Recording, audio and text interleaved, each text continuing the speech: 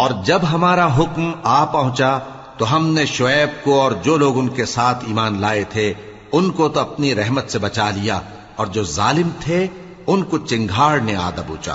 تو وہ اپنے گھروں میں اوندھے پڑے رہ گئے،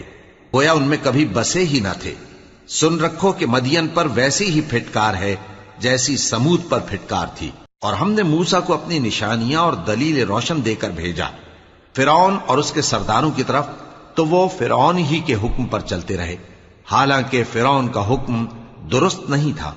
وہ قیامت کے دن اپنی قوم کے آگے آگے چلے گا، پھر ان کو دوزخ میں جا اتارے گا، اور جس مقام پر وہ اتارے جائیں گے